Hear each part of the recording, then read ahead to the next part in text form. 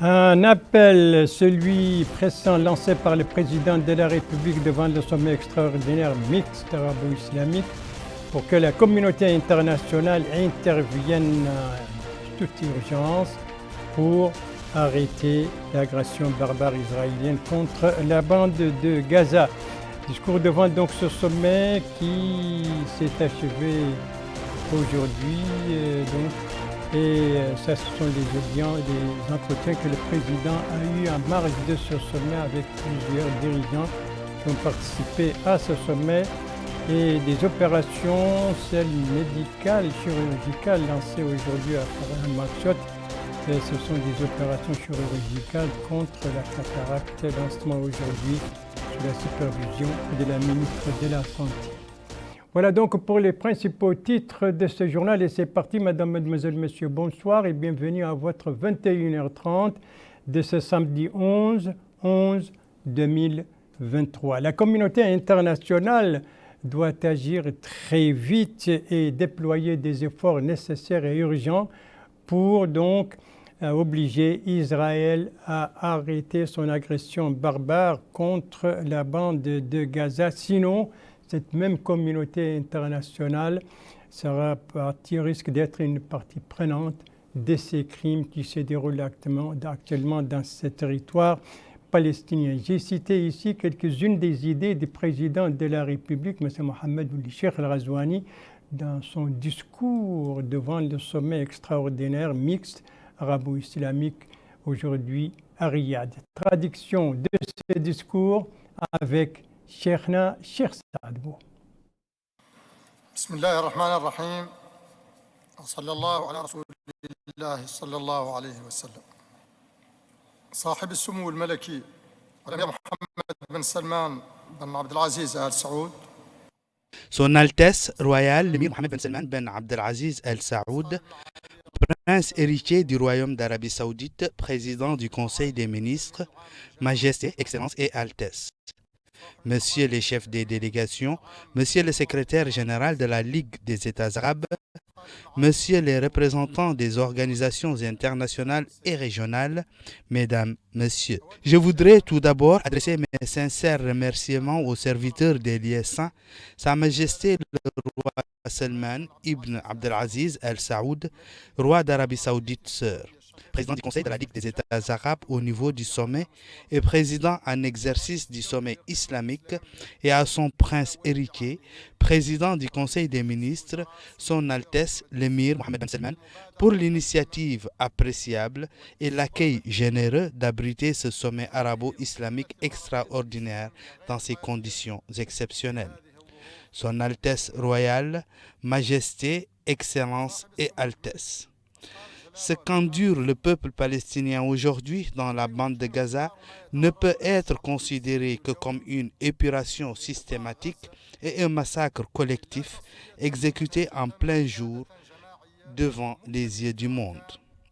Le spectacle de l'énorme destruction, les milliers de morts, les dizaines de milliers de personnes fuyant leur habitation et de blessés composés de femmes, d'enfants, de personnes âgées et d'innocents désarmés qui n'évitent les bombardements par chance que pour mourir de faim, de blocus ou d'impossibilité de soins sont parmi les formes les plus odieuses des crimes contre l'humanité. Où est donc la sacralité des droits de l'homme, sa dignité, et où sont les valeurs humaines et le droit international?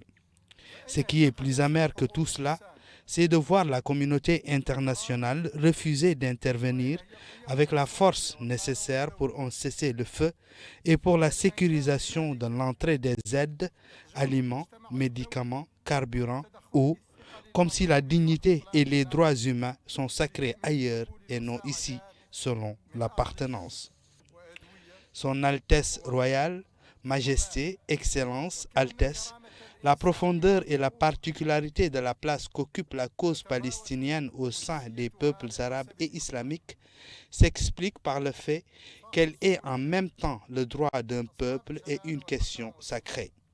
La Palestine est la patrie de la première Qibla et le troisième lieu saint et le peuple palestinien a un droit historique et authentique reconnu par les résolutions de la communauté internationale, à savoir établir son État indépendant et souverain.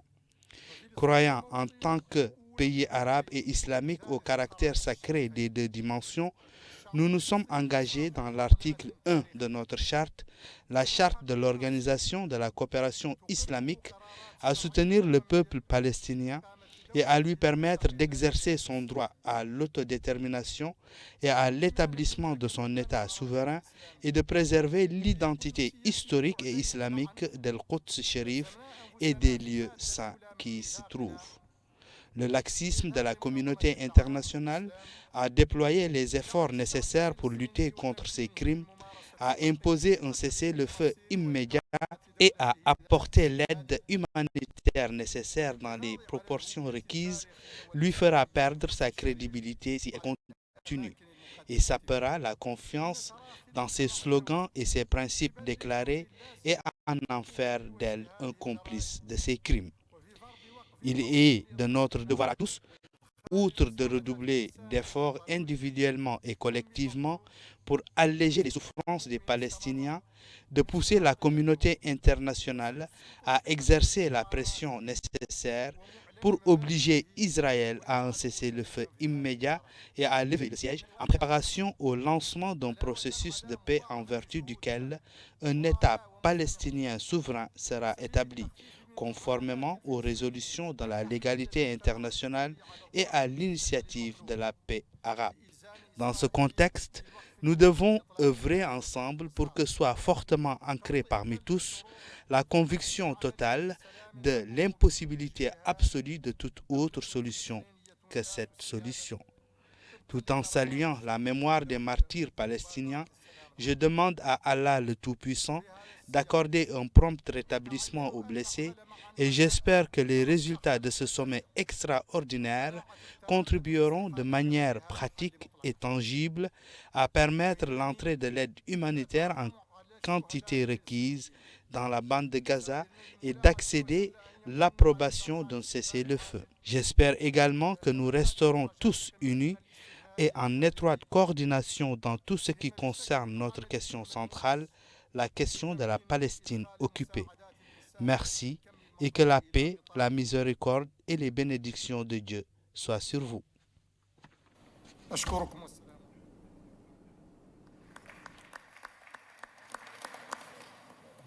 République devant le sommet extraordinaire mixte arabo-islamique de Riyad, un sommet dont les travaux ont commencé ce matin et se sont achevés ce soir. Et le communiqué publié à l'issue de ce sommet, eh bien, le communiqué condamne énergiquement l'agression israélienne et appelle somme le Conseil de sécurité des Nations Unies à prendre une décision ferme obligeant Israël à arrêter son agression, sinon Israël va poursuivre son action barbare.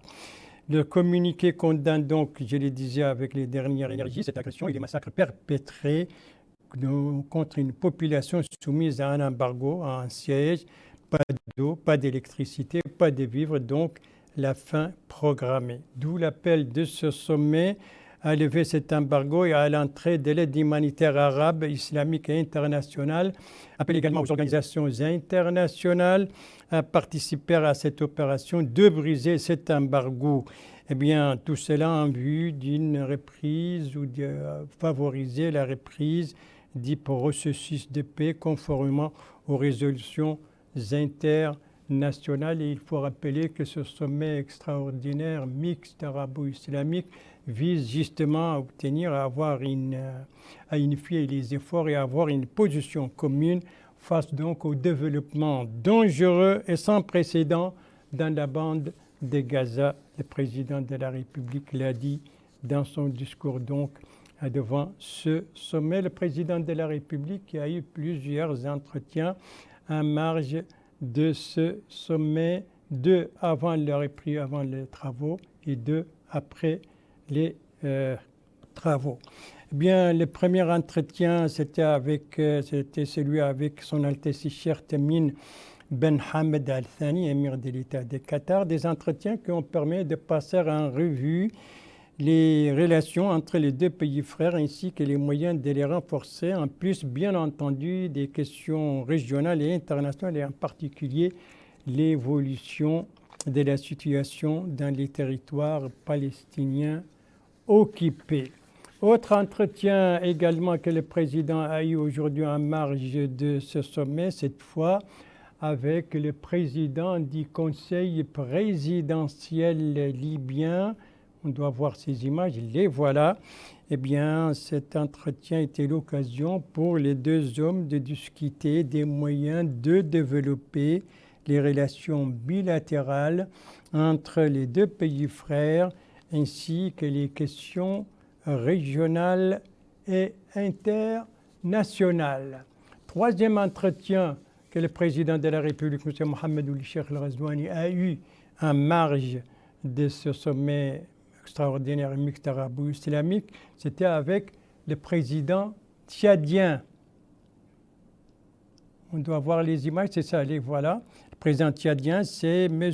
Mohamed Idriss Déby, et c'était l'occasion pour les deux hommes d'État de parler du renforcement des relations bilatérales, mais aussi régionales et internationales. Et enfin, le dernier entretien, c'était celui que le président de la République a eu avec le président iranien.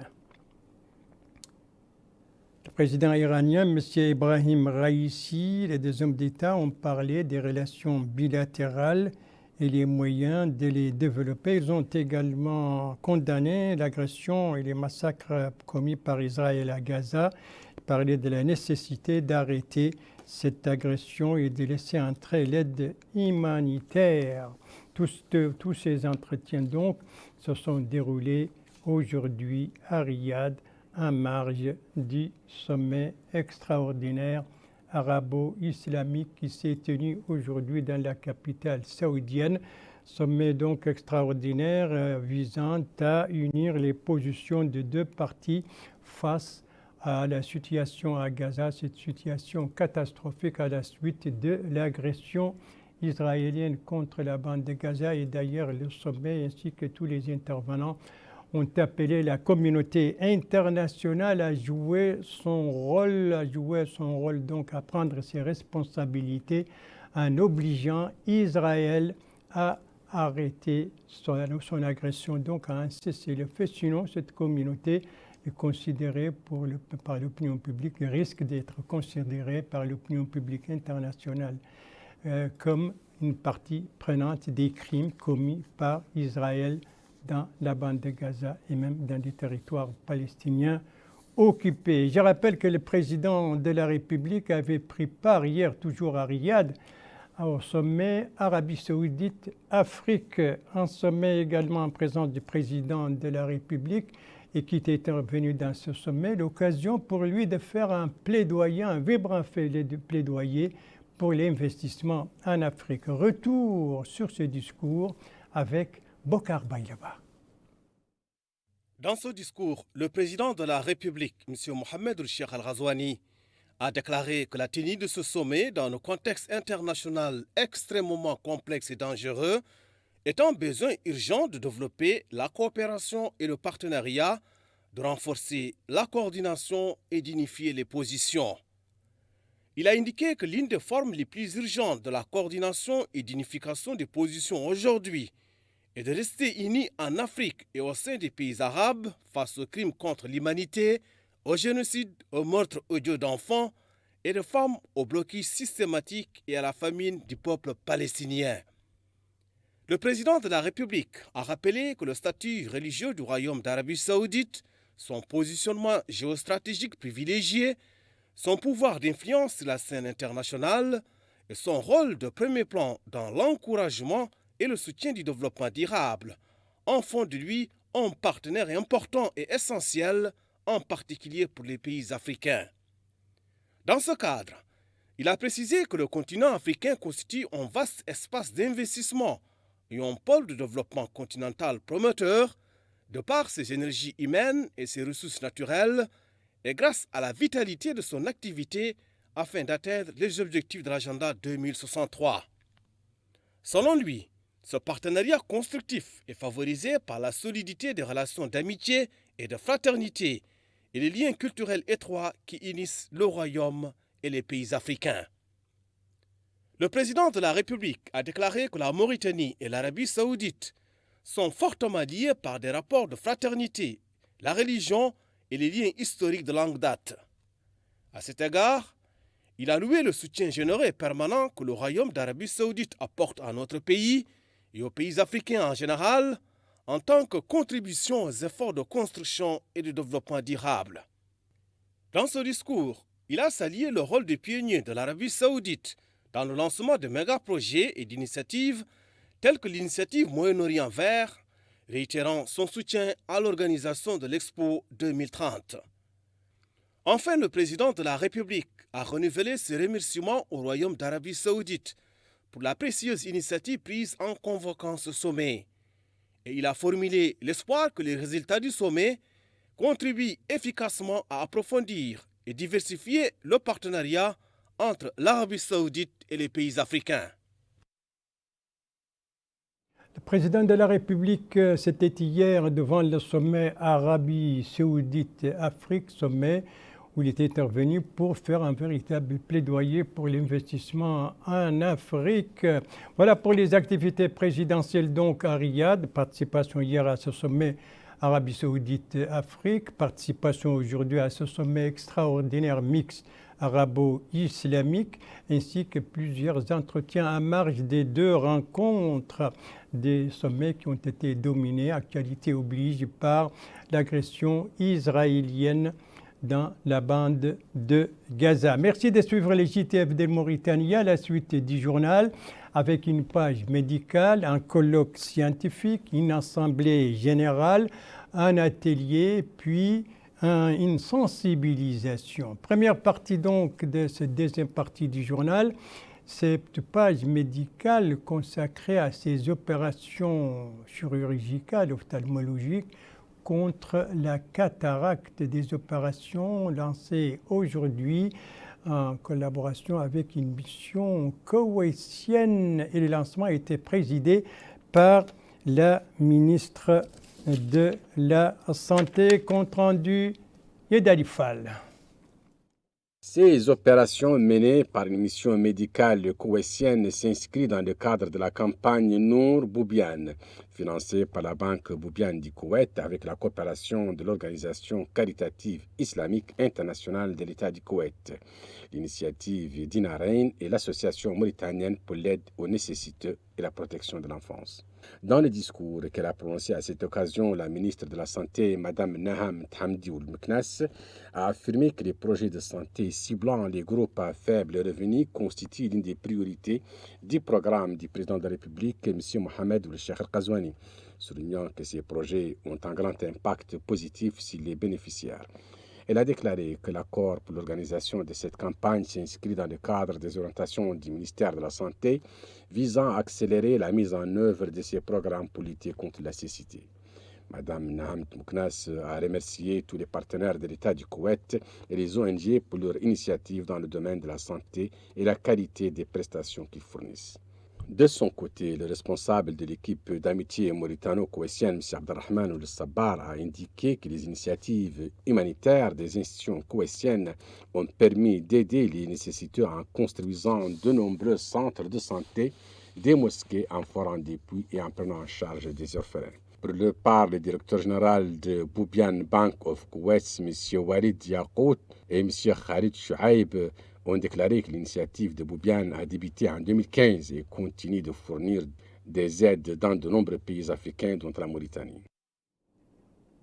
Voilà donc pour le lancement de ces opérations chirurgicales, ophtalmologiques, c'est justement pour enlever la cataracte menée par une mission koweïtienne. Alors 12 200 opérations sont prévues dans ce cadre. Lancement donc aujourd'hui sous la supervision de la ministre de la Santé. Son collègue de l'enseignement supérieur et de la recherche scientifique, lui aussi, a présidé une cérémonie aujourd'hui ici à Nouakchott Il s'agit du lancement d'un colloque scientifique. De quoi s'agit-il, Abdoulaye Demeba?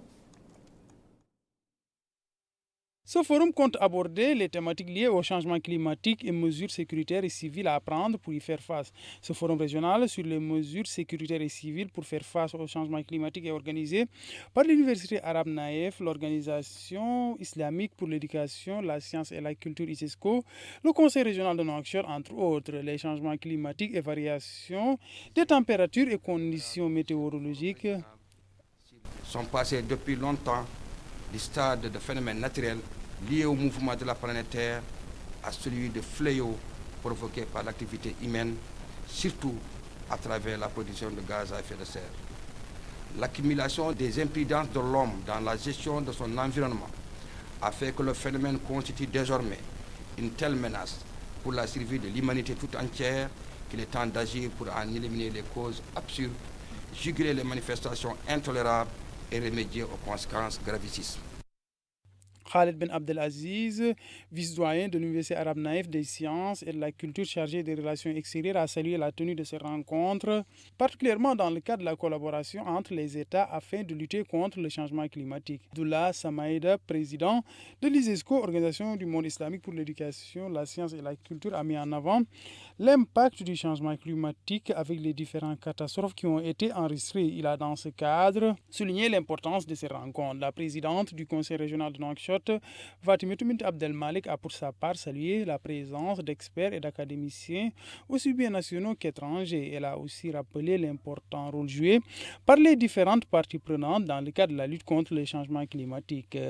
Des distinctions ont été octroyées à certains responsables pour leur contribution dans la tenue de ce forum qui s'étale sur 3 jours. Ce forum donc de 3 jours dont les travaux ont été lancés aujourd'hui sous la supervision du ministre de l'Enseignement supérieur et de la Recherche scientifique. C'est un forum qui porte donc sur les changements climatiques et leurs conséquences. Voilà pour ce colloque. Alors on a une autre rencontre, mais cette fois cela nous amène à Kifa, la capitale de la Saba, qui a abrité aujourd'hui un atelier de sensibilisation, un atelier plutôt sur l'assainissement. Alors, compte rendu de notre correspondant permanent là-bas, Mohamed Nounou, compte rendu revu en français par Yedel Fall. Dans le cadre de la stratégie nationale pour un accès durable à l'eau et l'assainissement à l'horizon 2030, le ministère de l'Hydraulique et de l'Assainissement a organisé à Kifa cet atelier régional de vulgarisation et de sensibilisation. Dans un mot prononcé à cette occasion, le Wali de la Saba a souligné que le libellé de cet atelier répond à une réelle préoccupation des populations et s'inscrit dans le cadre des activités du gouvernement, puisé du programme du président de la République Ta'ahoudati. Il a déclaré à cet égard que le département ne ménage aucun effort pour atteindre ses objectifs et que d'importants pas ont été franchis ces 4 dernières années dans ce sens. Le président de la région de la Saba a pour sa part déclaré que sa structure fait de la disponibilisation de l'eau potable une priorité. Le maire de Kifa a loué les efforts du département de l'hydraulique et de l'assainissement dans ce cadre. Il a loué les réalisations dans ce sens et donné des exemples concrets tels que le projet Gouraï, PK45 Bougadoum et l'accord souligné entre la mairie de Kifa et celle de Montpellier. La stratégie nationale a été largement développée devant les participants à cet atelier. Voilà donc pour cet atelier de sensibilisation autour de l'importance de l'assainissement, un atelier régional qui se déroule depuis aujourd'hui à Kifa, la capitale de la Saba. Et puis retour à Nouakchott pour cette assemblée générale que j'ai annoncée tout à l'heure. C'est une assemblée générale du Comité national olympique et sportif mauritanien. L'assemblée qui s'est tenue aujourd'hui, l'objectif c'est de renouveler les bureaux du comité exécutif. Compte rendu, Abdoulaye Demeba. Le bureau exécutif du Comité national olympique et sportif mauritanien a été renouvelé au cours de cette assemblée générale ordinaire. Ainsi, le président sortant a une nouvelle fois bénéficié de la confiance des membres des différentes fédérations sportives pour un nouveau mandat de 4 ans. Au cours de cette assemblée générale ordinaire, un exposé a été présenté concernant les réalisations du bureau sortant au cours de ces 4 dernières années. Le directeur du sport des masses au ministère de la Culture, de la Jeunesse et des Sports et des Relations avec le Parlement, Issa Lardaf, a fait part de sa satisfaction de prendre part à cette journée. Il a par ailleurs déclaré que les autorités continuent à œuvrer afin de consolider les valeurs olympiques. À la suite du vote des différents délégués des fédérations sportives membres de cette structure, le président nouvellement réélu du Comité national olympique sportif mauritanien, Abderrahmane Ousmane, a passé en revue les différentes réalisations du CNOS ces dernières années, ce en collaboration avec le bureau exécutif et la famille sportive, avec, dit-il, l'appui qui leur a été prodigué afin de leur permettre d'œuvrer pour le développement, la promotion et la valorisation du mouvement olympique national. En application de l'article 21 et 35 du statut du Comité national olympique sportif mauritanien, je déclare ouverts les travaux de l'Assemblée générale élective du Comité national olympique et sportif de Mauritanie au titre de l'année 2023 et vous remercie également de votre présence.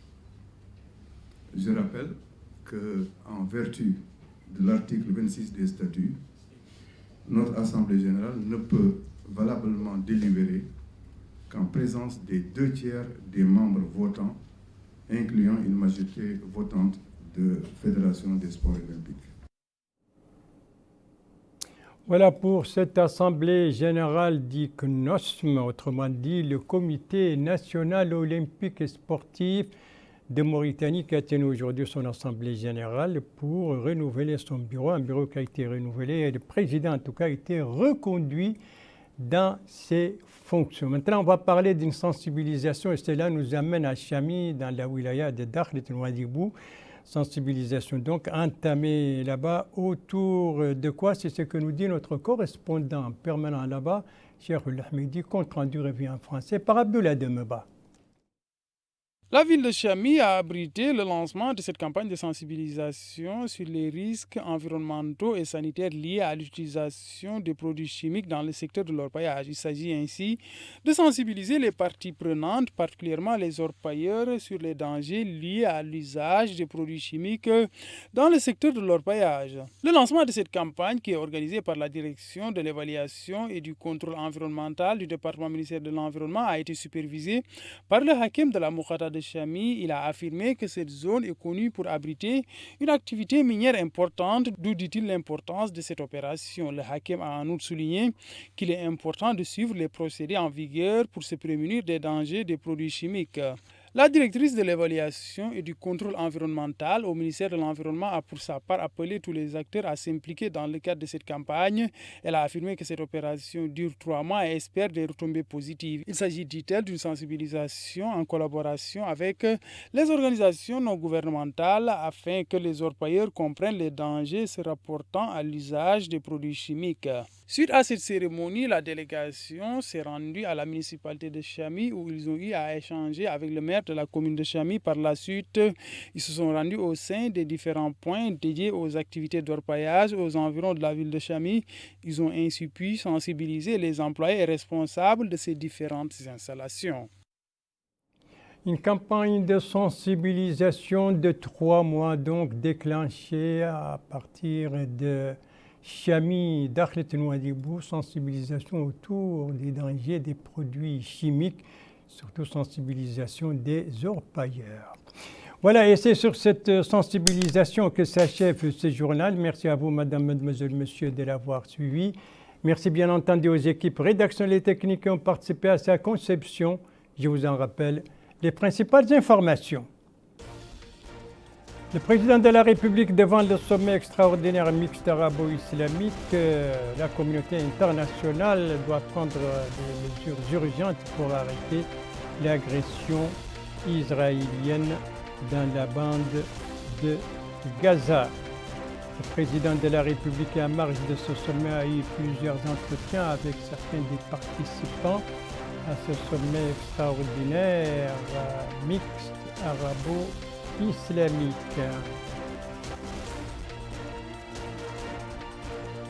Et ici, ce sont ces opérations chirurgicales ophtalmologiques lancées depuis aujourd'hui à Nouakchott sous la supervision de la ministre de la Santé et menées par une mission donc koweïtienne.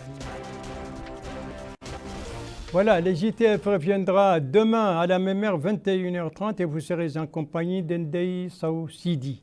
Quant à moi, il ne me reste plus qu'à vous souhaiter une très très bonne fin de soirée, une très très bonne fin de semaine, et à vous donner rendez-vous, Inch'Allah, vendredi prochain à la même heure, 21h30. Bonsoir.